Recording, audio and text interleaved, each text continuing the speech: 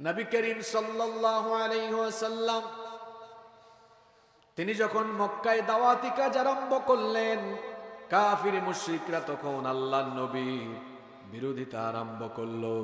তার কারণ হলো তারা নবীজিকে শৈশবকাল থেকে দেখেছে। তাদের চোখের সামনে নবীজির শৈশবকাল, কৈশোরকাল, যৌবনকাল পেরিয়ে নবীজি 40 বছরে উপনীত হয়েছেন। তারা নবীজিকে একরকম দেখেছে। এখন নবীজির কাছে কোরআন আসার পরে তিনি যখন কোরআনের প্রচার আরম্ভ করেছেন, তিনি যখন নবুয়তের রিসালাতের কথা বলছেন, আর তার কাছে নাজিল হওয়া আসমানি কিতাব এই কোরআন যখন তিনি প্রচার করছেন, তখন কাফের মুশরিকরা আল্লাহর নবীর বিরোধিতায় মত্ত হয়ে গেল। আল্লাহর নবীকে তারা বিভিন্ন রকম গালিগালাজ করলো, আল্লাহর নবীকে বিভিন্ন রকম অপবাদ দিল। কিন্তু বিভিন্ন রকমের গালিগালাজ আর অপবাদের পরেও যখন আল্লাহর নবীর দাওয়াতকে থামানো যায় না, তখন তারা কি করবে ভেবে পাচ্ছিল না। তখন তাদের একটা প্রতিনিধি দল গিয়ে ইহুদি পণ্ডিতদের সাথে দেখা করেছিল। ইহুদিদের কাছে গিয়ে তারা বলল, আমরা এসেছি তোমাদের কাছ থেকে একটা বিষয়ে পরামর্শ নেওয়ার জন্য, বুদ্ধি ধার করতে এসেছিল। ইহুদি আলেমরা, ইহুদি পণ্ডিতরা বলল, কি বিষয়ে জানতে এসেছ? তখন তারা বলল, আমরা এমন এক এলাকা থেকে এসেছি, আমাদের এলাকায় আমাদেরই বংশের এক লোক, আব্দুল্লাহর ছেলে মুহাম্মদ, আমরা বলি সাল্লাল্লাহু আলাইহি ওয়াসাল্লাম, সে হঠাৎ করে দাবি করছে সে নাকি নবী, তাকে নাকি নবুয়ত দেওয়া হয়েছে, তাকে নাকি আসমানি কিতাব দেওয়া হয়েছে। নবুয়ত কি এটাও আমরা বুঝি না, আসমানি কিতাবও আমরা বুঝি না। আপনারা ইহুদি জাতি, আপনাদের বংশে অনেক নবী রাসূল এসেছেন আমরা শুনেছি, সুতরাং নবুয়ত এবং আসমানি কিতাবের ব্যাপারে আপনাদের ধারণা থাকতে পারে। সে যে বলে সে নাকি নবী, সে নাকি রাসূল, তার কাছে নাকি আসমানি কিতাব নাজিল হয়, কিন্তু আমাদের এটা বিশ্বাস হয় না। তখন ইহুদি পণ্ডিতরা, আলেমরা বলল, আচ্ছা তার ব্যাপারে যে আমাদের কাছে জানতে এসেছো পরামর্শ দেওয়ার আগে আমাদেরকে বলো, তার ব্যাপারে কিছু তথ্য দাও, ইনফরমেশন দাও। তারা তখন বলল, মানুষ হিসেবে তিনি হচ্ছেন অত্যন্ত আমানতদার, বিশ্বস্ত, কথাবার্তায় অত্যন্ত মিষ্টভাষী, মার্জিত ভাষায়, সুন্দর শব্দ চয়নে চমৎকার করে কথা বলেন, মুচকি হেসে হেসে কথা বলেন। তিনি কষ্ট পান, কাউকে কষ্ট দেন না, দুঃখ পান, কাউকে দুঃখ দেন না। তার কাছে আমানত রাখা হলে কখনো খেয়ানত হয় না। তিনি এমন এক মহামানব, তিনি কখনো দুর্বলের উপর অত্যাচার করেন না, কখনো কারো উপর জুলুম করেন না।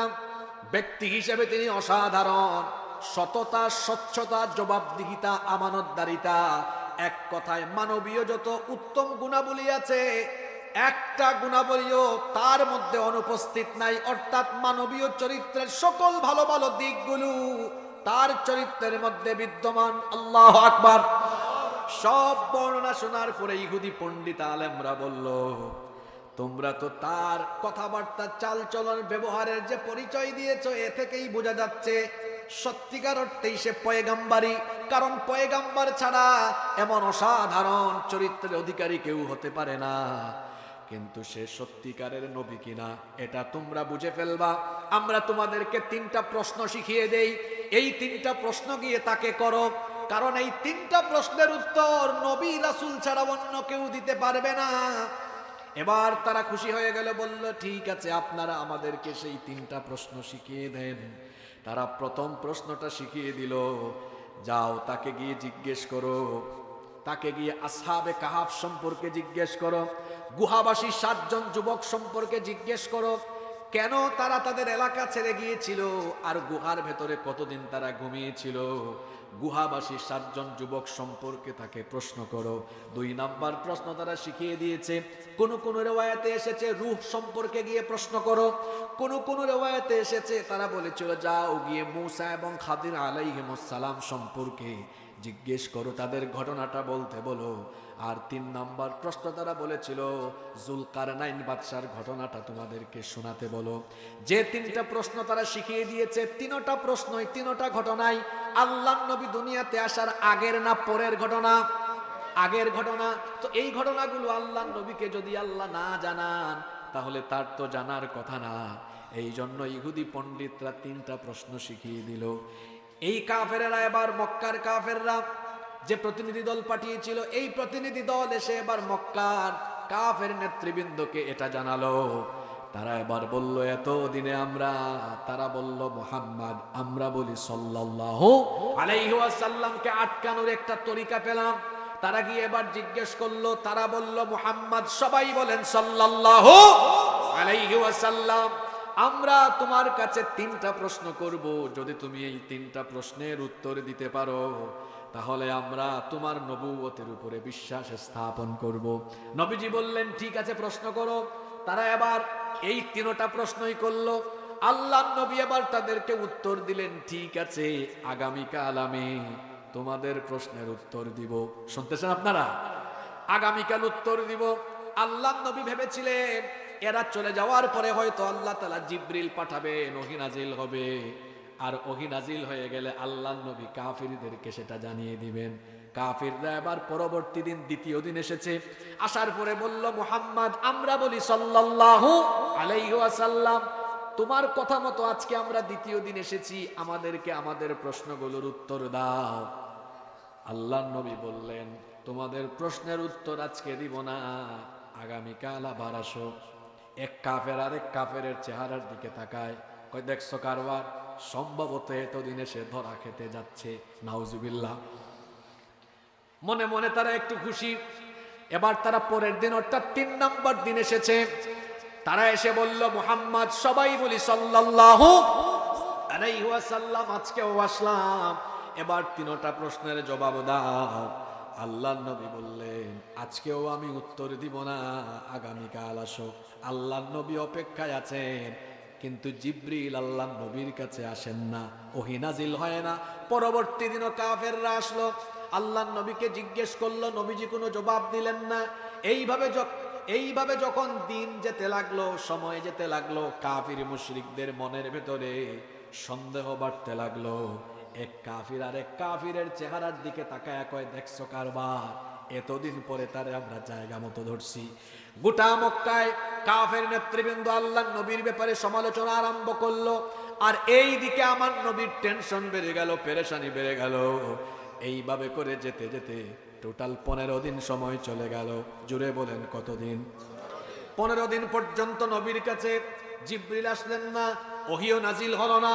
গোটা মক্কায় এই বিষয়টি নিয়ে যখন কাফের মুশরিকরা তীব্র সমালোচনা আরম্ভ করলো, আল্লাহর নবীর নবুয়ত আর রিসালাতের ব্যাপারে তারা সন্দেহজনক কথাবার্তা বলা আরম্ভ করলো, আর আমার নবীর পেরেশানির মাত্রা যখন তীব্র থেকে তীব্রতর হয়ে গেল, অবশেষে আল্লাহ তাআলা এই 3টা প্রশ্নের জবাব দিয়ে পূর্ণাঙ্গ একটি সূরা, সূরাতুল কাহফ নামে সূরাটা নাজিল করে পুরাপুরি সব প্রশ্নের উত্তর ডিটেইলস বলে দিয়ে আল্লাহ সূরাটা নাজিল করলেন।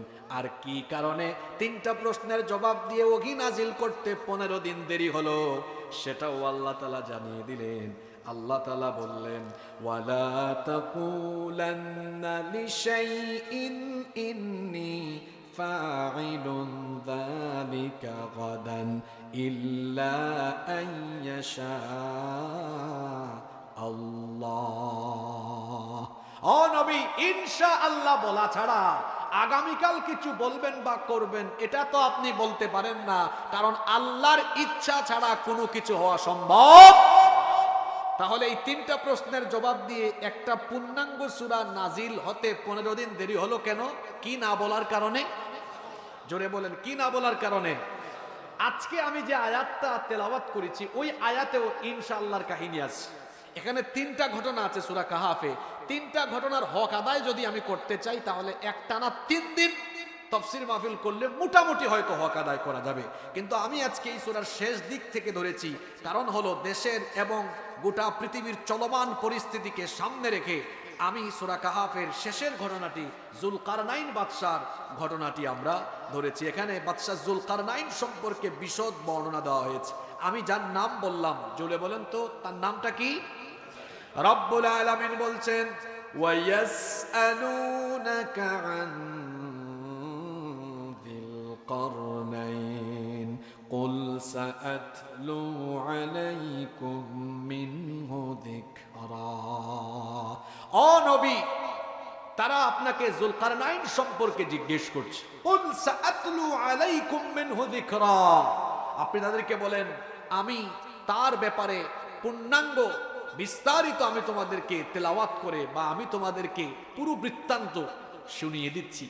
এখানে কাফিররা নবীজিকে যে বাদশা সম্পর্কে প্রশ্ন করেছে, আমার দিকে তাকান, এত সুন্দর পরিবেশে মাহফিল হচ্ছে, পরিবেশ আমরা নষ্ট করব না। আজকের আলোচনার টপিকটা খুবই গুরুত্বপূর্ণ। এই কি বলে ড্রোন যিনি উড়িয়েছেন এটা বন্ধ করে ফেলেন, আমার দিকে তাকান। হাই রে, বাঙালি কোনো জিনিস দেখলে আর থামে না।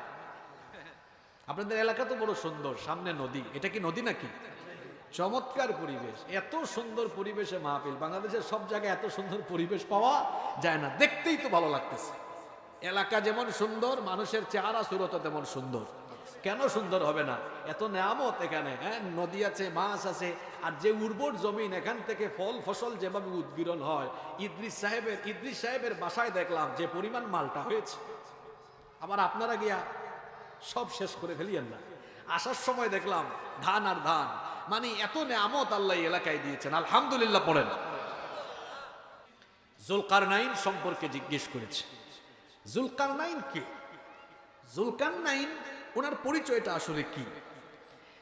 যুলকারনাইন সম্পর্কে যে তথ্যগুলো তাফসীরের কিতাবগুলোতে পাওয়া যায় তা হলো এই, তিনি কোনো ফেরেশতা কিংবা নবী রাসূল ছিলেন না, বরং তিনি ছিলেন আল্লাহর নেককার একজন বান্দা। তিনি আল্লাহকে ভালোবেসেছিলেন এবং আল্লাহও তাকে ভালোবেসেছিলেন। সুবহানাল্লাহ পড়বেন না? এবং তিনি আল্লাহর হকের ব্যাপারে অতিশয় সাবধানী ছিলেন। তিনি ছিলেন একজন ন্যায়পরায়ণ বাদশাহ, এবং তিনি এমন এক শাসক ছিলেন যিনি কিনা গোটা পৃথিবীকে শাসন করেছেন। আল্লাহু আকবার। কোরআনে কারিমে দেখবেন ভালো শাসকের ব্যাপারেও বিভিন্ন তথ্য দেওয়া আছে, আবার স্বৈরাচারী শাসকের তথ্য দেওয়া আছে। যেমন যুলকারনাইন তিনি একজন ন্যায়পরায়ণ বাদশাহ, আবার কোরআনে কিছু স্বৈরাচার বাদশার কথা আছে। দেখি একটা কুখ্যাত স্বৈরাচারের নাম বলেন তো, যার নাম কোরআনে আছে। খুনি হাসিনার নাম কোরআন শরীফে পাইলেন কোথায়? এটা কি নতুন নাজিল হয়েছে নাকি? আমি বলছি কোরআনে কারীমে কুখ্যাত স্বৈরাচার শাসকের, জালিম শাসকের নাম আছে না নাই? নাম কি? জোরে বলেন, নাম কি? ফেরাউন। তার আরো মন্ত্রী টন্ত্রীদের নামও আছে। হামানের নাম আছে না? হামানের নাম আছে। আবার কারুনের নামও আছে, আছে না? যে কিনা সম্পদ পাওয়ার পরেও আল্লাহর রাস্তায় দান করে নাই, তার সম্পদ সহ জমিনের তলায় ধসিয়ে দিয়ে তাকে ধ্বংস করে দিয়েছেন কে? আবার দেখেন ন্যায়পরায়ণ বাদশাদের ব্যাপারেও কোরআনে তথ্য আছে। দেখি কয়েকজনের নাম বলেন তো। যেমন আজকে আলোচনা করছে যুলকারনাইন, আর নাই ইউসুফ আলাইহিস সালাম। অনেকে বলে ইসলামে রাজনীতি নাই, মানে দেশ কেমনে চালাইতে হবে। ইসলামে সব আছে, নামাজের কথা আছে, রোজার কথা আছে, যাকাতের কথা আছে, কিন্তু আদালত কেমনে চালাতে হবে, দেশ চালাতে হবে কেমনে, এই জায়গায় ইসলাম গরিব হয়ে গেছে। নাউজুবিল্লাহ পড়তে মন চায় না? এরকম আছে না নাই? আমার দেশে মুসলমান নামধারী এমন কিছু লোক আছে যারা বলে শরিয়া আইনে বিশ্বাস করে না, তারা ইসলামী রাজনীতি অর্থনীতিতে বিশ্বাস করে না। যারা ইসলামী রাজনীতি অর্থনীতি রাষ্ট্রনীতিতে বিশ্বাস করে না, এরা মুসলমান হতে পারে না। এই কোরআনের ভেতরে নেককার ন্যায়পরায়ণ শাসকদের নাম আছে, অনেক শাসকদের নাম আছে। নবী, আবার নবী রাসূল ছাড়াও একজন আছে, নাম কি? যুলকারনাইন। নবী রাসূলদের কথা আছে না? আছে তো। যেমন দাউদ আলাইহিস সালাম, সুলাইমান আলাইহিস সালাম, যিনি কিনা জিন জাতিকে পর্যন্ত শাসন করেছেন। জিনদেরকে দিয়ে বাইতুল মুকাদ্দাস তিনি নির্মাণ করিয়েছেন। আল্লাহু আকবার। কি প্রতাপশালী শাসক! পিপিলিকার ভাষা বুঝতেন, পাখির ভাষা বুঝতেন। আমরা তো এক এলাকা থেকে আরেক এলাকায় বিমানে সফর করি অথবা ইঞ্জিন চালিত বাহনে সফর করি, আর তিনি এমন এক শাসক ছিলেন যিনি কিনা ইঞ্জিন ছাড়া এমন এক বাহন ছিল, বিনা ইঞ্জিনে বাতাসের মাধ্যমে তিনি তার এমন এক সিংহাসনে বসতেন। আল্লাহ এমন এক সিংহাসন দিয়েছিলেন, সকালবেলা সেটাতে বসলে বিনা ইঞ্জিনে বাতাসের মাধ্যমে 1 মাসের পথ চলে যেতেন। এই ক্ষমতা তাকে দিয়েছেন কে? যারা ক্ষমতা পেয়ে ন্যায় ইনসাফ কায়েম করেছে, কোরআনে আল্লাহ তাদের গুণগান বর্ণনা করেছেন। আবার ক্ষমতা পেয়ে যারা স্বৈরাচার হয়েছে, জালেম হয়েছে, তাদের ধ্বংসের কাহিনীও কোরআনে আছে। কোরআনে আল্লাহ বর্ণনা করেছেন যাতে করে কিয়ামত পর্যন্ত মানুষেরা ক্ষমতা পেয়ে স্বৈরাচারী জালেম হয়ে গেলে কি পরিণতি হয় অতীতের যুগের স্বৈরাচারদের থেকে শিক্ষা নিতে পারে। কিন্তু আমাদের পরিস্থিতি হলো এমন, আমরা একটু জুলুম থেকে মুক্ত হলেই, মজলুম অবস্থা থেকে উত্তরণ হলেই আমরাও জালিম হওয়ার চেষ্টা করি। আকারে ইঙ্গিতে বলে গেলাম, যারা মজলুম ছিলেন জালেমের ভূমিকায় অবতীর্ণ হওয়ার কোনো অপচেষ্টা কেউ করবেন না। যদি অপচেষ্টা করেন তাহলে আল্লাহ তাআলার যে সুন্নত, তিনি কোনো জালেমকে ছাড় দেন না, সময় সুযোগ দেন, তারপরে যখন ধরেন সমূলে ধ্বংস করেন। দেখেন নাই আমার দেশে এক দাম্ভিক দাজ্জাল প্রকৃতির নারী ছিল যে কথায় কথায় দাম্ভিকতা প্রদর্শন করত, কিন্তু আল্লাহ তাকে এমন শাস্তি দিয়েছেন, সে এবং তার দলবল সহ সবার নাম নিশানা আল্লাহ নিশ্চিহ্ন করে দিয়েছেন। দাম্ভিকতার আল কোরআনের শত্রুরা, ইসলামের শত্রুরা, দাম্ভিকতার পরিণতি এমনই হয়। আমরা আজকে জুলকারনাইন সম্পর্কে আলোচনা করছি। উনার নাম জুলকারনাইন কেন?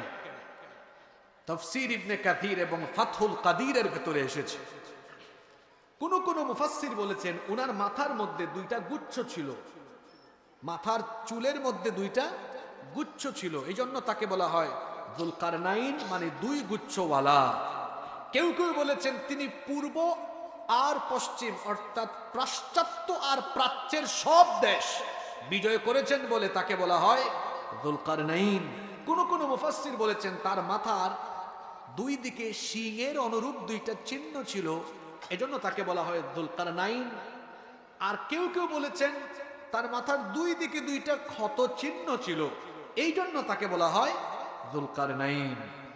তবে তিনি ছিলেন একজন ন্যায়পরায়ণ বাদশাহ, যিনি সারা পৃথিবীতে ন্যায়, ইনসাফ, সুবিচার, ইনসাফের রাজত্ব প্রতিষ্ঠা করেছিলেন এবং আল্লাহ তাআলা তার উপর এমন দয়া করেছেন, তিনি এমন এক শাসক ছিলেন, পূর্ব পশ্চিমের সব দেশ বিজয় করার জন্য সবগুলো দেশ, সবগুলো জায়গা দখল করে বিজয়ী হওয়ার জন্য যত রকমের উপায়, উপকরণ, সাজ সরঞ্জামের দরকার, আল্লাহ সব সাজ সরঞ্জাম উপকরণ তাকে দয়া করে দান করেছিলেন। সুবহানাল্লাহ। আমরা জানতে চাইলাম জুলকারনাইনের পরিচয় কি। দেখেন এখানে প্রায় 1.5 পৃষ্ঠা তার পরিচয় সূরা কাহাফের শেষের দিকে তুলে ধরা হলো। আল্লাহ এবার জুলকারনাইনের পরিচয় দিচ্ছেন, ইন্না মাক্কান্না লাহু ফিল আরদি ওয়া আতাইনাহু মিন কুল্লি শাইইন সাবাবা। আল্লাহ তাআলা বলছেন, নিশ্চয়ই আমি তাকে জমিনের কর্তৃত্ব দান করেছিলাম, নিশ্চয়ই আমি তাকে জমিনে অধিষ্ঠিত করেছিলাম। ওয়া আতাইনাহু মিন কুল্লি শাইইন সাবাবা, এবং জমিনের কর্তৃত্ব লাভের জন্য, গোটা দুনিয়াকে বিজয় করার জন্য যা যা সরঞ্জাম, উপায়, উপকরণের দরকার, আমি আল্লাহ দয়া করে তাকে সব উপকরণ দান করে দিয়েছিলাম। এবার আল্লাহ তাআলা জুলকারনাইনের বিস্তারিত পরিচয় দিচ্ছেন, খেয়াল করে শুনেন। ফাআতবাআ সাবাবা হাত্তা ইযা বালাগা মাগরিবাশ শামসি ওয়াজাদাহা তাগরুবু ফি আইনিন হামিআতিন ওয়া ওয়াজাদা ইনদাহা কওমা। আল্লাহ তাআলা বলছেন, অতঃপর সে এমন এক পথ অবলম্বন করলো, তিনি পশ্চিম দিকে যেতে লাগলেন। পশ্চিম দিকে যেতে যেতে যেতে যেতে পশ্চিমের শেষ দেশ পর্যন্ত সবগুলো দেশ তিনি বিজয় করে ফেললেন। অতঃপর তিনি এমন এক স্থানে গিয়ে পৌঁছালেন, সামনে ছিল সাগর। এমন এক জায়গায় পৌঁছালেন, সূর্যকে তিনি সেখানে একটি কর্দমাক্ত জলাশয়ের মধ্যে ডুবন্ত অবস্থায় দেখলেন। ওয়াজাদা ইনদাহা কওমা, আর তিনি সেখানে গিয়ে এমন এক জাতির সন্ধান পেলেন, এমন এক জাতি সেখানে বসবাস করছে, তাদেরকে দেখলেন। আল্লাহ তাআলা যুলকারনাইনকে তখন বললেন, قُلْنَا يَا ذَا الْقَرْنَيْنِ إِمَّا أَن تُعَذِّبَ وَإِمَّا أَن تَتَّخِذَ فِيهِمْ حُسْنًا। আল্লাহ বললেন, হে যুলকারনাইন, যে জাতিকে এখানে তুমি পেয়েছো, তুমি চাইলে এদেরকে শাস্তি দিতে পারবে, অথবা তুমি চাইলে তাদের সাথে সুন্দর আচরণ করতে পারবে, সৎ ব্যবহার করতে পারবে। যুলকারনাইন তখন বললেন, قال أما من ظلم فسوف نعذبه ثم يرد إلى ربه فيعذبه عذابا نكرا। তিনি বললেন, যে ব্যক্তি জুলুম করবে, যে ব্যক্তি জুলুমের পথ বেছে নিবে, অবশ্যই আমি তাকে শাস্তি দিব, অতঃপর তাকে তার রবের কাছে ফিরিয়ে নেওয়া হবে, তখন তাকে আরো বেশি শাস্তি দেওয়া হবে। কিন্তু যারা জুলুমের পথ বেছে নিবে না, তিনি বললেন, ক্বালা, তিনি আরো বললেন, ওয়া আম্মা মান আমানা ওয়া আমিলা সালিহান ফালাহু জাযাআনিল হুসনা ওয়া সানাকুলু লাহু মিন আমরিনা ইউসরা।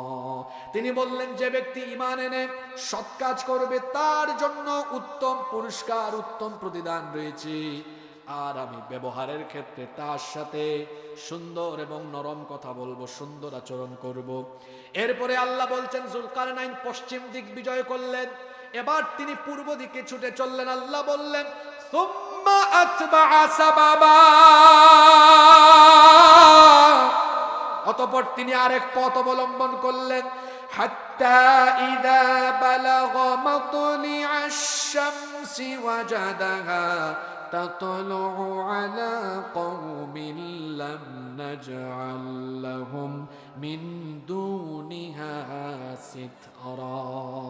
পূর্ব দিকে যেতে যেতে একেবারে সূর্যোদয়ের স্থান পর্যন্ত গিয়ে এমন এক কওম, এমন এক জাতিকে তিনি দেখলেন, সূর্য আর ওই জাতির মধ্যে কোনো ধরনের অন্তরাল ছিল না।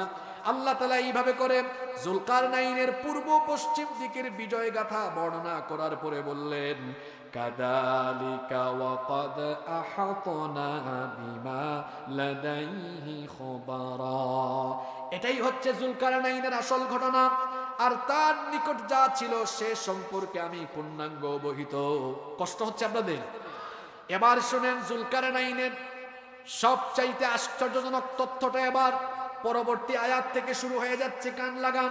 আল্লাহ এবার বলছেন, হাত্তা ইযা বালাগা বাইনাস সাদদাইনি ওয়াজাদা মিন দুনিহিমা কওমান লা ইয়াকাদুনা ইয়াফকাহুনা কওলা। তিনি এবার যেতে যেতে দুই পাহাড়ের মধ্যবর্তী এক স্থানে পৌঁছালেন। দুই পাহাড়ের মধ্যবর্তী স্থানে পৌঁছানোর পরে ওয়াজাদা মিন দুনিহিমা কওমা, দুই পাহাড়ের মধ্যবর্তী জায়গায় এমন এক জাতির সন্ধান পেলেন, লা ইয়াকাদুনা ইয়াফকাহুনা কওলা, যারা তার কথাবার্তা বুঝতে পারছিল না, ভাষা বোঝা যাচ্ছিল না। তখন তারা যুলকারনাইনের কাছে অভিযোগ করেছিলেন, দুই পাহাড়ের মধ্যবর্তী এমন এক জাতি পেয়েছিলেন, যেই জাতি ছিল অত্যন্ত মজলুম জাতি, নিপীড়িত জাতি। এই নিপীড়িত জাতি এবার বাদশা যুলকারনাইনের কাছে একটা অভিযোগ এবং আবেদন করলো, অভিযোগও করলো, পাশাপাশি আবেদনও করলো। কি অভিযোগ এবং কি আবেদন আল্লাহ পরের আয়াতে এবার বলছেন।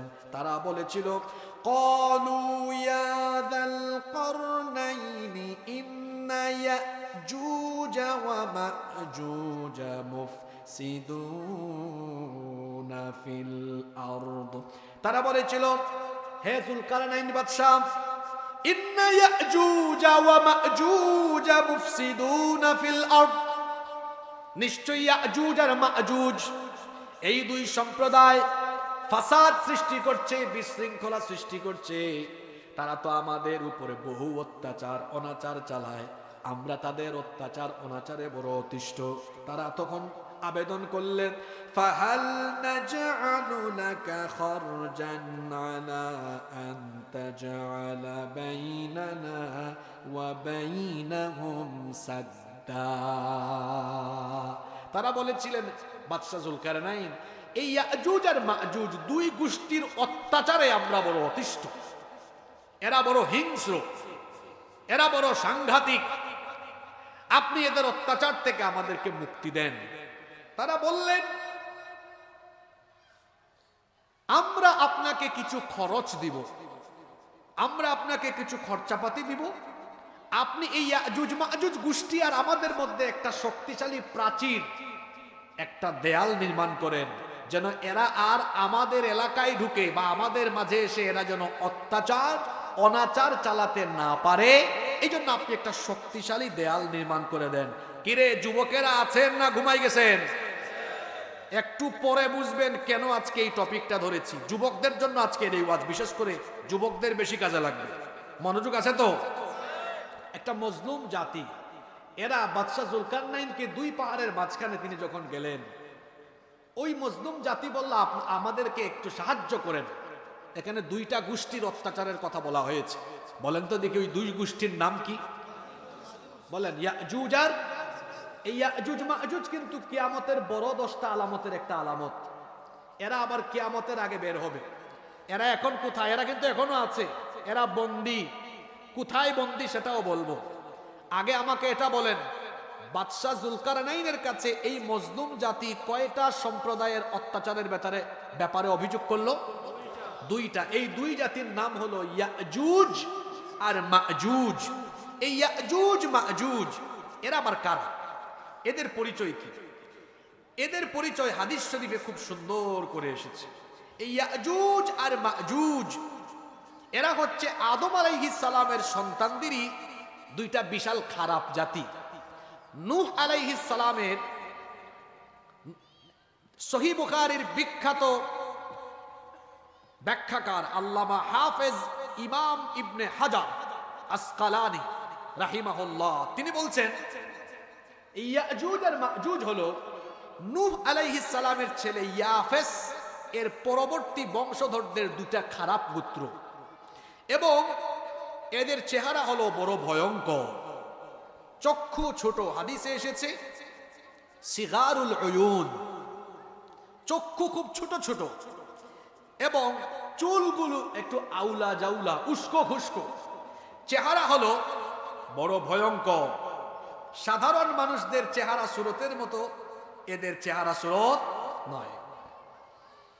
হুযায়ফা রাদিয়াল্লাহু আনহু তিনি একবার নবীজির কাছে বললেন, ইয়া রাসূলুল্লাহ, সবাই মহব্বতে বলি সাল্লাল্লাহু আলাইহি ওয়াসাল্লাম, আপনি আমাদেরকে ইয়াজুজ আর মাজুজ সম্পর্কে কি অবহিত করেন। আল্লাহর নবী তখন বললেন, ইয়াজুজ হলো একটা জাতি, মাজুজ হলো আরেকটি জাতি।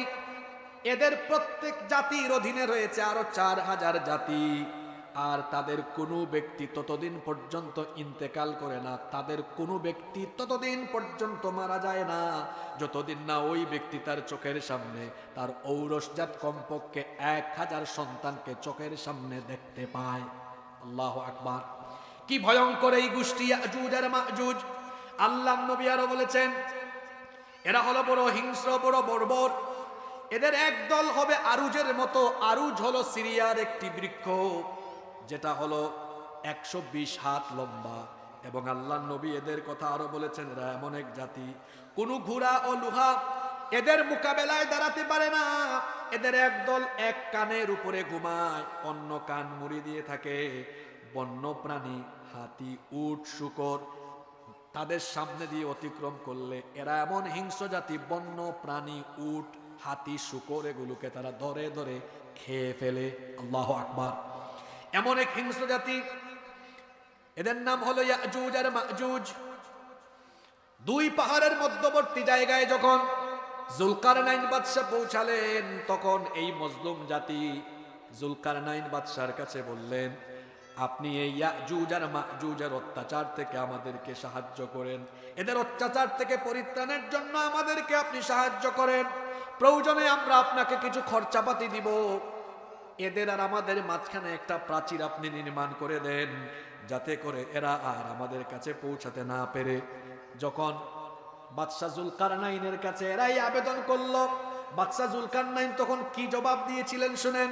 তিনি বললেন, ক্বালা মা মাক্কান্নী ফীহি রাব্বী খায়রুন ফাআঈনুনি বিকুওয়াতিন আজআল বাইনাকুম ওয়া বাইনাহুম রাদমা। তিনি বললেন, আমাকে খরচাপাতি দেওয়া লাগবে না, বরং আমার রব আমাকে যে সামর্থ্য দিয়েছেন সেই সামর্থ্যই আমার জন্য উত্তম। আল্লাহু আকবার পড়েন। তোমরা একটা জিনিস দিয়ে আমাকে সহযোগিতা করো, সেটা কি? ফাআইনুনি বিকুওয়া। এখানে একটা শিক্ষা আছে, শিক্ষার কথা বলবো। যুবকরা আছে না ঘুমায় গেছে? এই ন্যায়পরায়ণ বাদশা বললেন, তোমরা শুধু আমার পেছনে শক্তি দাও, শক্তি খরচ করো। শোনেন, যখন ভালো নেতৃত্ব পাওয়া যায়, সেই নেতৃত্বের পেছনে যদি মানুষ ঐক্যবদ্ধ হয়ে শক্তি খরচ করতে পারে, তাহলে কিন্তু বিরাট কঠিন কাজও তখন অনেক সহজ হয়ে যায়। এদেশে যত যুবকেরা আছে, যুবকদেরকে আমি বলবো, বাংলাদেশে এখন একটি সুসময় চলে এসেছে। আপনারা এতকাল বলতেন আলেম উলামা ঐক্যবদ্ধ হয় না কেন? এখন প্রায় সব আলেমরাই এক হয়ে গেছেন নাকি যান নাই? জোরে বলেন, এক হয়েছেন কি হয় নাই?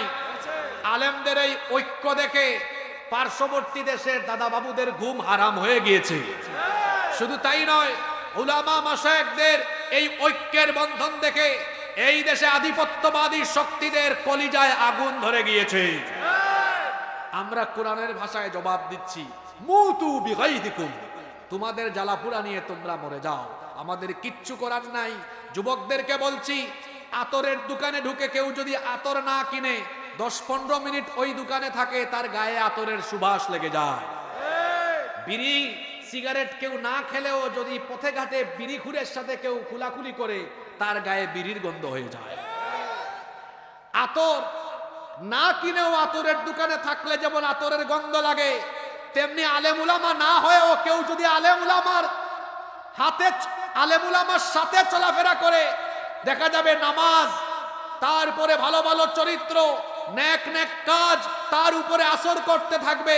বিড়ি সিগারেট না খেয়েও বিড়িকুরের সাথে খোলাকুলি করলে যেমন বিড়ির গন্ধ হয়, তেমনি চোর, ডাকাত, চাঁদাবাজ, সন্ত্রাস, চরিত্রহীন লম্পট লোক এবং এই টাইপসের নেতৃবৃন্দের সাথে যারা চলাফেরা করবে, ধীরে ধীরে তার সাথীরাও চোর, ডাকাত, লুটপাটকারী আর সন্ত্রাসীতে পরিণত হয়ে যাবে।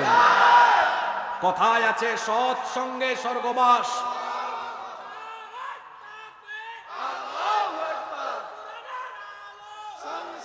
কথায় আছে, সৎ সঙ্গে স্বর্গবাস, অসৎ সঙ্গে। আমি আমার যুবক ভাইদেরকে বলছি, আপনাদের শরীরের যৌবন, তারুণ্যের শক্তি, এই যৌবন আর তারুণ্যের শক্তি কোন চরিত্রহীন নেতৃবৃন্দের সামনে পিছনে গিয়ে খরচ করে তাদের চামচায় পরিণত হবেন না, বরং আপনার তারুণ্য, আপনার যৌবন, যৌবনের ঘাম, রক্ত, জীবন, এটা যদি দিতেই হয়, আল্লাহর জমিনে আল্লাহর দ্বীন কায়েমের জন্য উৎসর্গ করতে হবে।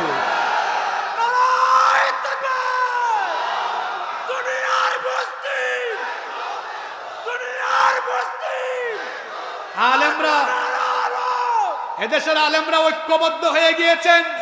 আলেমদের সাথে আমরাও আছি না নাই? জোরে বলেন, আছি না নাই? বাদশাহ জুলকারনাইন ইয়াজুজ মাজুজ নামক বর্বর গোষ্ঠী থেকে একটা জাতিকে বাঁচানোর জন্য সেই জাতির লোকদের শক্তি সঞ্চয় করে তাদেরকে সাথে নিয়ে তিনি যেভাবে একটি বিরাট প্রাচীর নির্মাণ করেছিলেন, আমার বাংলাদেশ 54 বছর ধরে দুর্নীতিগ্রস্ত, ক্ষতিগ্রস্ত, পিছিয়ে পড়া এই বাংলাদেশকে আমরা আলোকিত সোনার বাংলাদেশে যদি পরিণত করতে চাই, যুবক আর তরুণদেরকে তাদের প্রত্যেকের হাতকে আলেমদের হাতের সাথে দিয়ে এমন শক্তিশালী ভূমিকায় নামতে হবে, যাতে করে আগামীর বাংলাদেশকে আলেমদের নেতৃত্বে কোরআনের বাংলাদেশ হিসাবে গঠন করা যায়।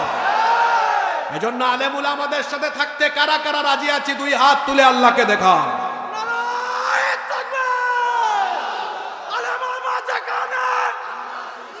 আমরা আছি যেখানে কোরআনে সব দেখার দিন শেষ। ইসলামের বাংলাদেশ আর কোরআনের আলো। আল্লাহ সবার হাতগুলোকে কবুল করেন, বলেন আমিন। আপনাদের মনোযোগ আছে তো? এই ঘটনাটা কিন্তু শেষ হয় নাই। এখন সময় যত যাবে শোনার লুভ আপনাদের তত আরো বাড়বে, কারণ ঘটনাটা এমন, যত সামনে আগাবেন আরো শুনতে মন চাইবে। কষ্ট হচ্ছে না তো? এই মজলুম জাতি বলল, ইয়াজুজ আর মাজুজ দুই গোষ্ঠীর অত্যাচার থেকে, বর্বরতা থেকে বাদশা জুলকারনাইন আপনি আমাদেরকে পরিত্রাণের জন্য সাহায্য করেন, প্রয়োজনে আমরা আপনাকে কিছু খরচাপাতি দিব। তিনি বললেন, খরচাপাতি লাগবে না, আমার রব আমাকে এত এত নিয়ামত দিয়েছেন, এগুলোই আমার জন্য উত্তম। সুবহানাল্লাহ। তিনি একটা সুন্দর পরিকল্পনা করলেন। একজন ভালো শাসকের বৈশিষ্ট্য হলো তিনি পরিকল্পনা খুব নিখুঁতভাবে নিবেন, কারণ ইংরেজিতেও একটা কথা আছে, the plan is half of the work. পরিকল্পনা হলো কাজের অর্ধেক। পরিকল্পনা যত সুন্দর হবে কাজ তত সুন্দর হবে। আমার দেশ উন্নত না হওয়ার পেছনে একটা বড় কারণ হলো, কারণ যখন কোনো কাজ হয় সেই কাজের জন্য দীর্ঘমেয়াদী সুন্দর পরিকল্পনা হয় না। মেইন রোড থেকে আপনাদের বীরগাঁও ঢোকার সময় দেখলাম রাস্তার এক সাইড আছে আরেক সাইড নাই। চোর চামারেরা এমন ভাবে রাস্তায় কাজ করে, আধা ইঞ্চি 1 ইঞ্চি মারে, মনে হয় লেফটি মারে, এমন ভাবে কাজটা করে যেন 6 মাস পরে আবার আরেকটা টেন্ডার লাগানো যায়, 1 বছর পরে আরেকটা টেন্ডার লাগানো যায়, যাতে করে টেন্ডারে টেন্ডারে চোর চামারদের পেটের সাইজটা আরো বড় হতে পারে। কেন ভাই একটা পরিকল্পনা করে এই কাজের জন্য একটা প্ল্যান করেন না কেন, যে 10 বছর এই রুটের কিছুই হবে না, ওই রকম করে কাজটা করব। এই রকম সুন্দর পরিকল্পনা নেওয়া গেলে আমরা এগিয়ে যেতে পারতাম। দেশের বাইরে গেলে দেখবেন রাস্তাঘাটের কার্পেটিং কত সুন্দর। আমার দেশে গাড়িতে উঠলে মনে হয় গাড়িতে না আমরা ঘোড়ায় আসি। ঘোড়া চড়ছেন নাকি কখনো? দেখবেন ঘোড়ায় উঠলে ঘোড়া খালি মন করে। আমার দেশের রাস্তার কার্পেটিং হলো এমন, কোন রাস্তায় গেলে খালি এমনে এমনে করে, গাড়ি মনে হয় না, মনে হয় ঘোড়ায় আছে, ঘোড়া ঘোড়া। ঠিক না বে ঠিক? জুলকারনাইন বললেন, খরচাপাতি দেওয়া লাগবে না, শুধু শক্তি খরচ করো। যদি তোমরা আমাকে শক্তি সামর্থ্য দিয়ে সাহায্য করো, আজআল বাইনাকুম ওয়া বাইনাহুম মুরাদামা, তাহলে আমি এমন এক প্রাচীর নির্মাণ করব তোমাদের আর তাদের মাঝখানে, এমন একটা শক্তিশালী দেয়াল বানাবো, এই দেয়াল টপকায়া ইয়াজুজ আর মাজুজের গোষ্ঠী কোনোদিনও আসতে পারবে। এবার কাজ আরম্ভ হয়ে গেল। শুনেন এবার তিনি কি করলেন, মনোযোগ আছে আপনাদের? বাদশা জুলকারনাইন এবার এই জাতির লোকদেরকে বললেন, আতুনি জুবারাল হাদিদ, তোমরা আমাকে লোহার পাত এনে দাও।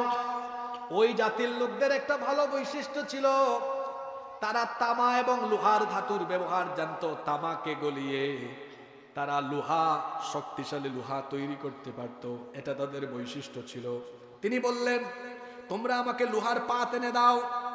এবার লোহার পাত আনা হলো। লোহার পাত দিয়ে 2 পাহাড়ের মাঝখানটা ভরপুর করে দেওয়া হলো।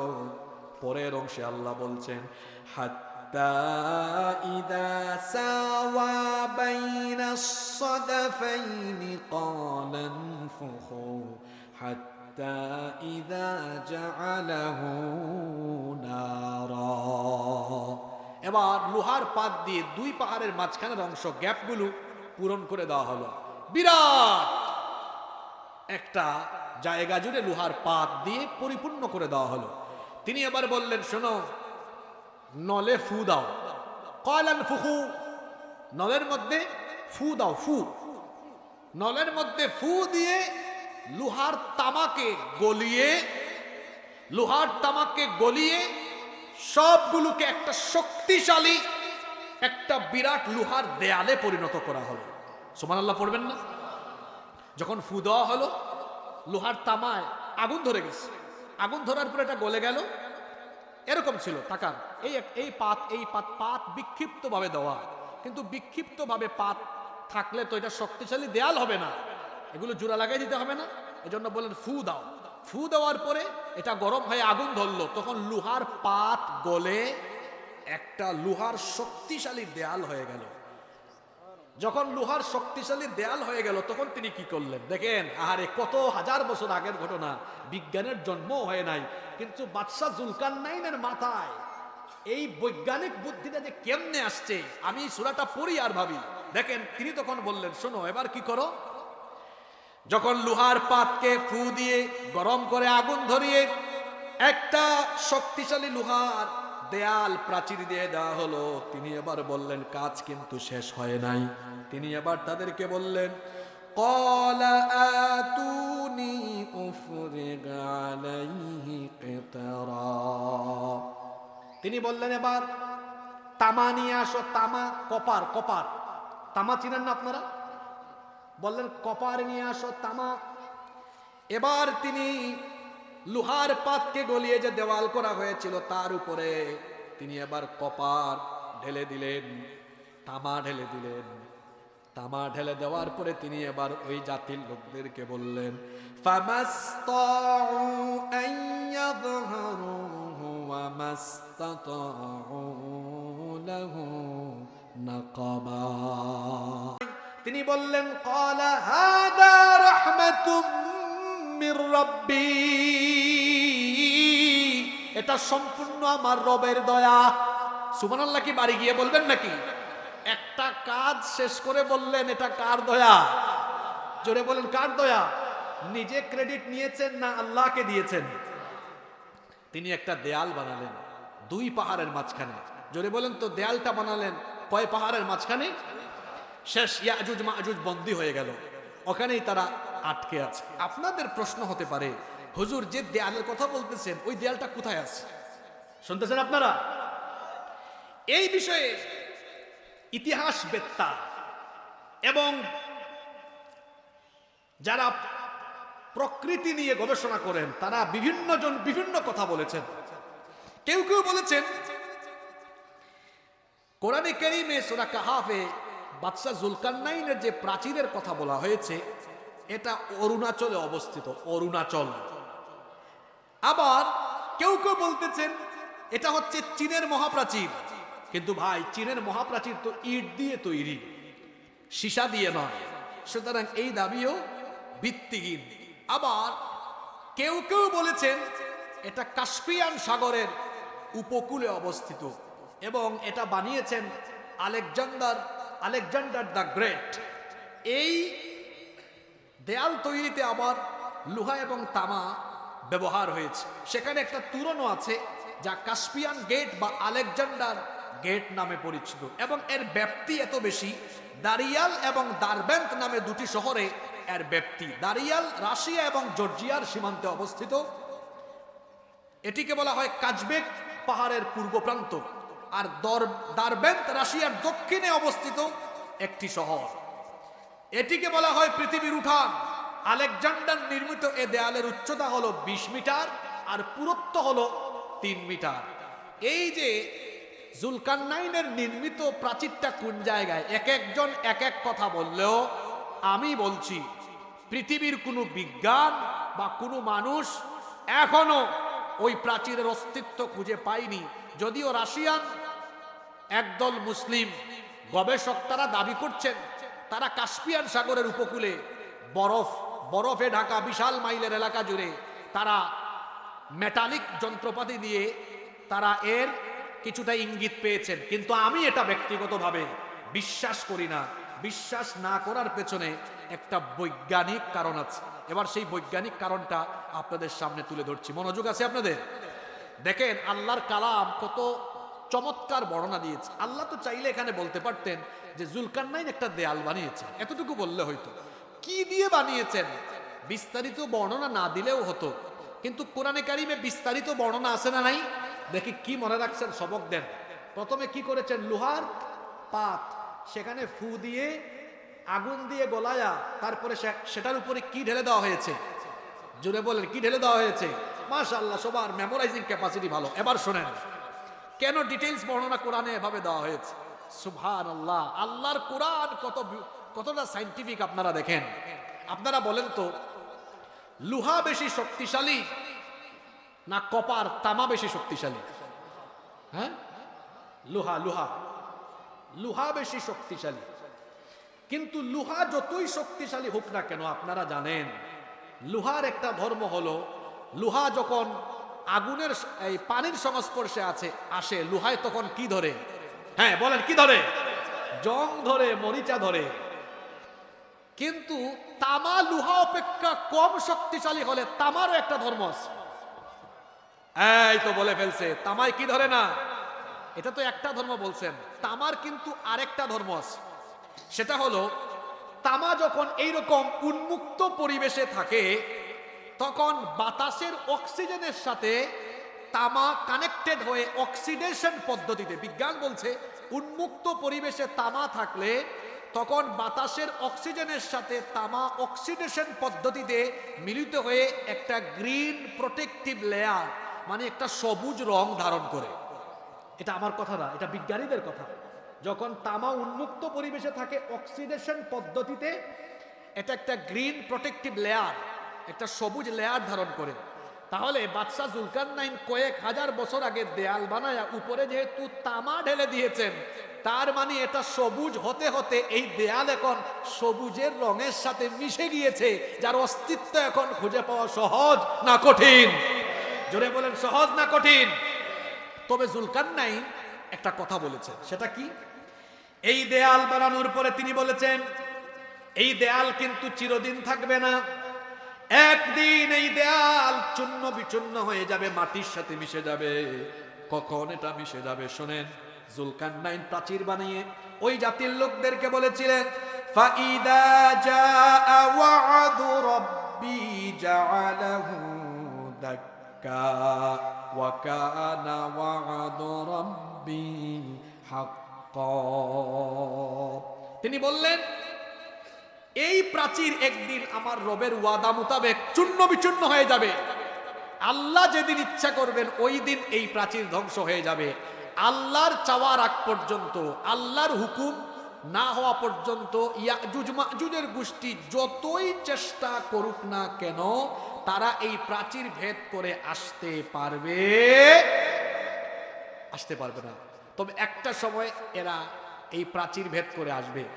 এরা প্রতিদিন, শোনেন আমার দিকে তাকান, একেবারে মজার জায়গায় চলে আসছে, কষ্ট হচ্ছে না তো আপনাদের? এরা প্রতিদিন এই ইয়াজুজ মাজুজ প্রতিদিন এই দেয়াল এরকম খুঁড়ে, তাদের নখ দিয়ে খুঁড়ে বা বিভিন্ন জিনিস দিয়ে চেষ্টা করে খুঁড়ে তারা একদম লাস্ট পর্যায়ে আসে, মানে আর একটু পরে একটু কাজ করলেই দেয়ালটা ছিদ্র করে ফেলতো। কিন্তু এরা অলস, একদম শেষ পর্যায়ে এসে প্রতিদিন, আজকেও তারা এই কাম করতেছে, কিন্তু একদম শেষ পর্যায়ে এসে বলে না থাক, বাকিটা আগামীকাল করব। পরের দিন সকালে আইসা দেখে এটা আবার দেয়াল আগের জায়গায় চলে গেছে। কিন্তু একদিন তাদের জবান দিয়ে, মুখ দিয়ে ভুল ক্রমে ইনশাল্লাহ বের হয়ে যাবে। কি বের হয়ে যাবে? তারা দেয়ালটা খুঁড়ে শেষ পর্যায়ে এসে তাদের মধ্যে কেউ একজন বলে ফেলবে আজকে বন্ধ করো, আগামীকাল বাকিটা করব যেদিন জবান দিয়ে ভুল ক্রমে ইনশাল্লাহ বের হবে, তারপরেই এই প্রাচীর ভেদ করে এই অসভ্য বর্বর হায়নার জাতি ইয়াজুজ মাজুজ আবারও পাহাড় বেয়ে উঁচু উঁচু জায়গা থেকে আসবে, যেটা আল্লাহ কোরআনে এভাবে বলেছেন। কোরআনে কারীমের 21 নম্বর সূরা সূরাতুল আম্বিয়া এর 96 নম্বর আয়াতে আল্লাহ বলেছেন, হাত্তা ইদা ফুতিহাত ইয়াজুজ ওয়া মাজুজ ওয়া হুম মিন কুল্লি হাদবি ইয়ানসিলুন। আল্লাহ তাআলা বলছেন উঁচু উঁচু ভূমি থেকে এই ইয়াজুজ আর মাজুজের গোষ্ঠী একদিন প্রাচীর খুঁড়ে, প্রাচীর চূর্ণ বিচূর্ণ করে দুনিয়াতে নেমে আসবে। আপনারা বলতে পারেন হুজুর এটা কোন সময়ে এরা আসবে? শুনতেছেন আপনারা? কোন সময় আসবে এবার শুনেন। সবচাইতে বেশি সংখ্যক হাদিস বর্ণনাকারী সাহাবী সাইয়্যিদুল মুহাদ্দিসিন আবু হুরায়রা রাদিয়াল্লাহু আনহু, তিনি বলছেন এটা সেই সময় হবে যখন ঈসা আলাইহিস সালাম দাজ্জালকে হত্যা করার জন্য আল্লাহ তাকে যখন পাঠাবেন। দাজ্জাল কিন্তু পৃথিবীতে আসবে, আর দাজ্জাল আসার যত রকমের আলামত, সব রকমের আলামত কিন্তু পৃথিবীতে প্রকাশিত হয়ে গিয়েছে। দাজ্জাল যে কোনো মুহূর্তে আত্মপ্রকাশ হয়ে যেতে পারে। দাজ্জাল আত্মপ্রকাশ করে যখন মক্কা মদিনা ব্যতীত গোটা দুনিয়ায় তার তাণ্ডব লীলা চালাবে। দাজ্জালকে অসাধারণ কিছু ক্ষমতা দেওয়া হবে, আর দাজ্জাল গোটা দুনিয়া সফর করে এই কানা দাজ্জাল মানুষের ঈমান হরণের কাজে লিপ্ত থাকবে। দাজ্জালের তাণ্ডবে যখন গোটা পৃথিবীর মুসলমানেরা দিশেহারা হয়ে যাবে, দাজ্জালের তাণ্ডব লীলায় যখন গোটা দুনিয়ার মানুষ দিশেহারা হয়ে হয়রান হয়ে যাবে, তখন আল্লাহ তাআলা দাজ্জালকে হত্যা করার জন্য ঈসা আলাইহিস সালামকে পাঠাবেন। একজন পয়গাম্বার, তার এখনো মরণ হয় নাই। সেই পয়গাম্বারের নাম হলো, খ্রিস্টানদের আকীদা হলো, তারা মনে করে তারা ঈসা আলাইহিস সালামকে শুলে চড়িয়ে হত্যা করেছে, কিন্তু তারা যাকে শুলে চড়িয়ে হত্যা করেছে তিনি ঈসা ছিলেন না, তিনি ছিলেন মিসা। কিভাবে তিনি মিসা ছিলেন শুনেন। তারা এসেছিল ঈসা আলাইহিস সালামকে হত্যা করার জন্য, চারপাশ ঘিরে রেখেছিল, ঘরের চতুর্পাশ ঘিরে রাখলো। এমন সময় আল্লাহ ঈসা আলাইহিস সালামকে আসমানে উঠায় ফেললেন। তারা যখন ঘরের ভেতরে ঢুকলো, তাদেরই মধ্য থেকে একজনকে ঈসা নবীর সুরত দিয়ে দিলেন কে? আল্লাহর জন্য এটা কঠিন না সহজ। এবার তারা তাকে ধরলো, ধরে বলল এই তো ঈসা, এরে ধরো। সে কয় আমি ঈসা না, আমি মিসা। তারা বলে না তুই ঈসা। এবার তাকে ধরলো, ধরার পরে শুলে চড়িয়ে তারা হত্যা করলো। এবার বলেন তো যারা তাকে শুলে চড়িয়ে হত্যা করলো ওইটা কি আসলে ঈসা না মিসা? জোরে বলেন ঈসা না মিসা? ঈসা আলাইহিস সালামকে আল্লাহ আসমানে উঠায় রেখেছেন। দাজ্জাল এসে যখন গোটা দুনিয়াতে তাণ্ডব লীলা চালাবে, তখন মুসলমানদের মুক্তির জন্য আর দাজ্জালকে হত্যা করার জন্য সিরিয়ার দামেস্ক শহরের পূর্ব দিকের সাদা গম্বুজওয়ালা একটা মসজিদে ফজরের নামাজের পরে, ফজরের নামাজের সময়, নামাজের জামাতের ঠিক আগ মুহূর্তে দুইজন সাহাবীর কাঁধের উপরে ভর, দুইজন ফেরেশতার কাঁধের উপরে ভর করে সাইয়েদিনা ঈসা আলাইহিস সালাম ওই মসজিদের মধ্যে অবতরণ করবেন। সুবহানাল্লাহ পড়েন। ইমাম মাহদী আলাইহিস সালাম দেখেই চিনে ফেলবেন, বলবেন আসেন, আপনি আসেন, ইমামতি করেন। তিনি বলবেন না, আপনি ইমামতি করেন। নামাজ শেষ হয়ে যাবে। নামাজের পরে ঈসা আলাইহিস সালাম ইমাম মাহদীকে সাথে নিয়ে বক্তব্য দিবেন, বলবেন আল্লাহ আমাকে পাঠিয়েছেন দাজ্জালকে কতল করার জন্য। সবাই প্রস্তুতি নিয়ে নেন, সবাই প্রস্তুতি গ্রহণ করবে। ওইদিকে দাজ্জাল তার ইহুদি বাহিনী নিয়ে আসবে। মনে রাখবেন হাদিস শরীফে এসেছে দাজ্জালের সাথী যারা হবে তারা হলো ইহুদি। জোরে বলেন তারা কি? দাজ্জালের সঙ্গী সাথী হবে ইহুদি। এই জন্য আমি বলি ইহুদিরা হলো দাজ্জালের রুহানি সন্তান। এরা হলো দাজ্জালের রুহানি সন্তান। দাজ্জাল তার ইহুদি বাহিনী নিয়ে এসে দেখবে তার জমদূত হয়ে ঈসা আলাইহিস সালাম চলে এসেছেন। ঈসা আলাইহিস সালামকে দেখার পরে লবণ যেমন গলে যায়, দাজ্জালও তেমন গলে যাওয়ার মতো ভয় ভীতিতে এমন পরিস্থিতিতে পড়ে যাবে, দৌড়াতে থাকবে। ঈসা আলাইহিস সালাম তাকে গিয়ে ফিলিস্তিনের বাবেলুদে ধরবেন, ধরে ওই জায়গায় তাকে হত্যা করবেন। আল্লাহু আকবার। দাজ্জালও শেষ হবে। দাজ্জালের 70,000 ইহুদি বাহিনী এবং তার চেলা চামুন্ডা যারা আছে সবাই শেষ হয়ে যাবে, নিঃশেষ হয়ে যাবে। দাজ্জালকে কতল করার পরে এরপরে কিছুদিন পরে আরেকটা জাতি পৃথিবীতে এসে তাণ্ডব চালাবে। শুনেন এবার মুসলিম শরীফের হাদিস। যখন দাজ্জালকে কতল করে ফেলা হবে, আল্লাহ তাআলা তখন একদিন ঈসা আলাইহিস সালামকে বলবেন, হে ঈসা, ইন্নী ক্বাদ আখরাজতু ইবাদাল্লি লা ইয়াদানি লিআহাদিন বিকিতালিহিম ফাহাররিজ ইবাদি ইলা তুর। তিনি বলবেন, হে ঈসা, এখন এমন একটি জাতি বের হবে যাদেরকে মোকাবেলার শক্তি সামর্থ্য তোমার নাই, এমনকি দুনিয়ার কেউ তাদের মোকাবেলা করতে পারবে? চিন্তা করেন, ঈসা আলাইহিস সালাম দাজ্জালকে কতল করবেন, কিন্তু তিনিও ইয়াজুজ মাজুজের মোকাবেলা করতে পারবেন না।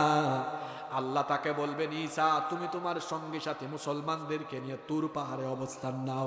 জুড়ে বলেন কোন পাহাড়ে? তুর পাহাড়ে অবস্থান নাও। তিনি মুসলমানদেরকে নিয়ে তুর পাহাড়ে চলে যাবেন। অন্যান্য জায়গার বাদবাকি মুসলমানেরা তারা এবার বিভিন্ন সুরক্ষিত জায়গা, বিভিন্ন সুরক্ষিত দুর্গ এবং নিরাপদ স্থানে তারা এবার চলে যাবে।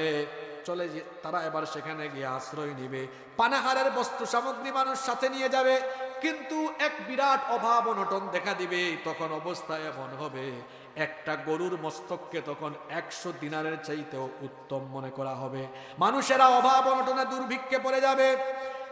আর এই ইয়াজুজ মাজুজের গোষ্ঠী পৃথিবীতে এসে এমন তাণ্ডব লীলা চালাবে, এরা এতই হিংস্র, এতই বর্বর, আল্লাহর নবী বলেছেন এদের প্রথম দল যখন নেমে আসবে, সারা দুনিয়ার মিষ্টি পানি, নদী এবং সাগর সব কিছুর পানি পান করে তারা নিঃশেষ করে ফেলবে।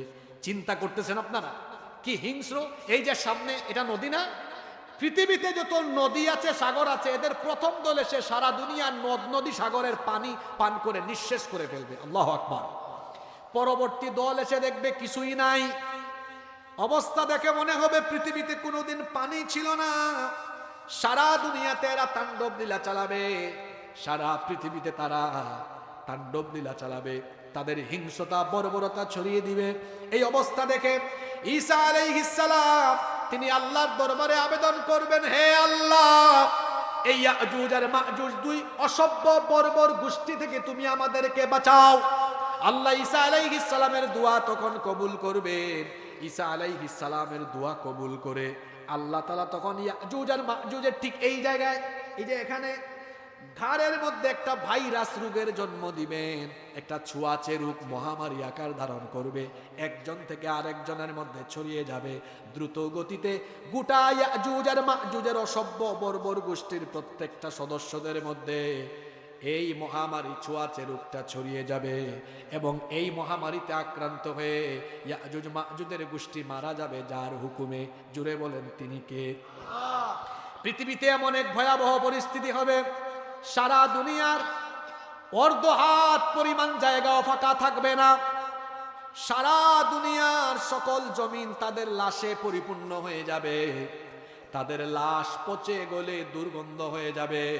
সবাই যখন মারা যাবে, আল্লাহ ঈসা আলাইহিস সালামকে বলবেন, ঈসা, এবার তুমি তোমার সাথীদেরকে নিয়ে নেমে যাও। তিনি তুর পাহাড় থেকে এসে দেখবেন দুনিয়াতে হাঁটার মতো অবস্থা নাই, একদিকে দুর্গন্ধ, অন্যদিকে একটু জায়গাও ফাঁকা নাই, সব দিকে লাশ আর লাশ পড়ে আছে। তিনি তখন বলবেন, আল্লাহ, এত দেখি আরেক গজব, হাঁটারও জায়গা নাই, আবার এত দুর্গন্ধ, আমরা কেমনে চলবো? আল্লাহ এখান থেকে আমাদেরকে নাজাত দেন। আল্লাহ তার দোয়া কবুল করবেন। আল্লাহ তার দোয়া কবুল করে এমন এক বৃষ্টি নাজিল করবেন, আসমান থেকে মুষলধারায় বৃষ্টি নাজিলের আগে আল্লাহ তাআলা আবার এক ধরনের বিশেষ পাখি পাঠাবেন, এক ধরনের বিশেষ পাখি, যেই পাখিগুলো হবে নখরওয়ালা, বিরাট বিরাট নখর থাকবে এবং এই পাখিগুলোর ঘাড় হবে উটের ঘাড়ের মতো। আল্লাহর হুকুমে ওই বিশেষ পাখিগুলো এসে তাদের নখর দিয়ে, নখ দিয়ে এই ইয়াজুজ মাজুজ গোষ্ঠীর প্রত্যেকের লাশ তুলে তুলে কোন রেওয়ায়াতে এসেছে সাগরে নিক্ষেপ করবে, কোন রেওয়ায়াতে এসেছে অচেনা অজানা জায়গায় নিয়ে নিক্ষেপ করবে। এরপরে আল্লাহর হুকুমে মুষলধারে বৃষ্টি নাজিল হবে, এমন বৃষ্টি নাজিল হবে সারা দুনিয়ার প্রতিটি জায়গায় একসাথে বৃষ্টি হবে, কোনো জায়গা বাকি থাকবে না। যার ফলে দেখা যাবে মুষলধারার এই বৃষ্টিতে গোটা পৃথিবীর জমিন ধুয়ে মুছে কাচের মতো পরিষ্কার হয়ে যাবে। এরপরে আল্লাহ জমিনকে আদেশ করবেন, হে জমিন, তোমার পেটের ভেতর থেকে সমুদয় ফল ফসল উদ্গীরণ করে দাও। আল্লাহর হুকুমে এমন নেয়ামত, এমন বরকত তখন প্রকাশ হবে, দেখা যাবে ডালিম গাছের মধ্যে যে ডালিম হয়, একটা ডালিম বিরাট একদল লোক, এই যে আমরা বসে আছি সবাই মিলে একটা ডালিম খায়াও শেষ করা যাবে না, এমন বরকত হবে। আল্লাহু আকবার। মনে রাখবেন, যখন কোনো সমাজের কোনো দেশের শাসক গোষ্ঠী ভালো হয়, ওই সমাজে তখন বরকত দেন কে? আর কোন সমাজের শাসকরা যখন দুর্নীতিগ্রস্ত হয়, চোর হয়, ডাকাত হয়, সেই সমাজে ঘূর্ণিঝড়, ভূমিকম্প, আসমানি আযাব আর গজব দেন কে? এই জন্য শাসক গোষ্ঠীকে নেতৃস্থানীয় পর্যায়ের লোকেরা অবশ্যই চরিত্রহীন হতে হবে, চরিত্রবান হতে হবে। আমরা যারা আছি, আমরা আমাদের সকল স্তরের নেতাদেরকে, সকল পর্যায়ে আমরা চরিত্রবান নেতাদেরকে বসাবো। রাজি আছেন না নাই? বলছিলাম এমন বরকত হবে, একটা ডালিমের খোসা দিয়ে ছাল দ্বারা ছাতা তৈরি করে বিরাট একদল লোক ছায়া লাভ করতে পারবে। দুধের মধ্যে এমন বরকত হবে, একটা উটনির দুধ একদল লোকের জন্য, একটা গাভীর দুধ একটা গোত্রের মানুষ, এমনকি একটা ছাগলের দুধ একটা পরিবারের মানুষ পান করে শেষ করতে পারবে না। এই রকম বরকত চলবে 40 বছর। জোরে বলেন কত বছর? 40 বছর এই বরকত চলতে থাকবে। এরপরে 40 বছর পরে একটা মনোরম বায়ু, মনোরম একটা বাতাস আল্লাহ প্রবাহিত করবেন। এই বাতাস তখন যারা মুসলমান থাকবে, মুসলমানদের বগলের নিচে এই বাতাসের ফলে এক ধরনের রোগ দেখা দিবে, যার ফলে তারা মৃত্যুবরণ করবে। দুনিয়ায় কেবলমাত্র কাফের মুশরিক নিকৃষ্ট লোকেরা বেঁচে থাকবে, যাদের জবান দিয়ে আল্লাহ শব্দটাও বের হবে না। এই ধরনের নিকৃষ্ট লোকদের উপরেই কিয়ামত হবে। তখন জিনা, বেবিচার, অশ্লীলতা এগুলো এমন ভাবে বেড়ে যাবে, কুকুরের মতো মানুষ রাস্তাঘাটে জিনা বেবিচার করবে। আল্লাহ আল্লাহ বলার মতো একটা লোক যখন থাকবে না, তখন আল্লাহ সূর্যকে হুকুম করবেন, এবার পশ্চিম দিক থেকে উঠো। ইসরাফিলকে বলবেন তোমার কাজ আরম্ভ করো। ইসরাফিল সিংহা বাজাবেন, তখন একটা বিকট আওয়াজ হবে। একটা বিকট আওয়াজে আসমান জমিন উলট পালট হয়ে যাবে। পাহাড় পর্বত সবকিছুকে উপরে উঠায়া জমিনকে একটা আছাড় দিয়ে সবকিছু লন্ডভন্ড করে কিয়ামতের বিভীষিকাময় ঘটনা ঘটে যাবে। সারা দুনিয়ার সবকিছু তছনছ হয়ে যাবে, মহাবিশ্ব ধ্বংস হয়ে যাবে, কিচ্ছু থাকবে না, কেবলমাত্র একজন থাকবেন, তিনি কে? এজন্য আল্লাহ তাআলা বলেছেন কুল্লু মান আলাইহা ফান, সবকিছু ফান হয়ে যাবে, ধ্বংস হয়ে যাবে। ওয়ায়াবকা ওয়াজহু রাব্বিকা যুল জালালি ওয়াল ইকরাম, কেবলমাত্র একজন মহামহিয়ান সত্তা অবশিষ্ট থাকবেন। আর যিনি অবশিষ্ট থাকবেন, গলার আওয়াজ বড় করে বলেন তিনি কে? ইয়াজুজ মাজুজ এবং বাদশা যুলকারনাইনের কাহিনী আমরা জানলাম। সম্মানিত মুসল্লি, সম্মানিত উপস্থিতি, আপনাদের কি কষ্ট হচ্ছে? এই ঘটনাটা আজকে আমি কেন বললাম? এবার 7টা সবক নিয়ে আমরা এখান থেকে উঠবো। কয়টা সবক? কষ্ট হচ্ছে? নাম্বার 1, 1 নাম্বার, এই ঘটনা থেকে আমরা কি শিখলাম? 1 নাম্বার যা শিখেছি, ঘটনা শুনে খালি চলে যাইয়েন না, এবার শিক্ষা নিয়ে যান। 1 নাম্বার শিক্ষা হলো, যুলকারনাইন এমন এক শাসক ছিলেন, আল্লাহর দেওয়া সব নেয়ামতের তিনি সঠিক ব্যবহার করেছিলেন। আপনারা শুনেছেন, আমি একটা আয়াত তেলাওয়াত করেছি, গোটা পৃথিবীকে দখল করার জন্য, বিজয় করার জন্য সব সরঞ্জাম আল্লাহ তাকে দিয়েছেন, কিন্তু কখনো তিনি এগুলোর অপব্যবহার করেননি। ভালো শাসক যারা হবে, তারা কখনোই রাষ্ট্র পরিচালনার উপায় উপকরণ কখনো জনগণের অকল্যাণে কিংবা জনগণকে মেরে ফেলার কাজে ব্যবহার করবে না। যারা শাসকের নামে স্বৈরাচার হয়, তারা দেখা যায় জনগণের টাকায় কেনা গুলি, বুলেট, বোমা অনেক সময় জনগণের বুকে ঢুকায় দিয়া জনগণের রক্তের উপর দিয়ে ক্ষমতায় থাকতে চায়। এই কথাগুলো এখন শুনে যান। কিন্তু বাদশা যুলকারনাইন এমন এক বাদশা ছিলেন, আল্লাহর দেওয়া নেয়ামতের সঠিক ব্যবহার করেছেন, কোনোদিন তিনি অপব্যবহার করেন নাই। একটা জাতি উন্নত হওয়ার জন্য এই ধরনের নেতা দরকার, যারা ক্ষমতার অপব্যবহার করবেন না, বরং সঠিক ব্যবহার করবেন। কিন্তু দেখবেন, মানুষ ক্ষমতা পেলে বেশিরভাগ মানুষ অহংকারী হয়, ঠিক না বেঠিক? তখন দেখা যায় ক্ষমতার সঠিক ব্যবহার না করে অপব্যবহার করে। আরে ভাই, ক্ষমতা পাইয়া এত অহংকার করেন কেন? ক্ষমতা এটা তো একটা বোঝা, দায়িত্ব, এটা একটা আমানত, এটা পেলে আরো বেশি জাহান্নামের ভয় অন্তরে ঢুকার কথা।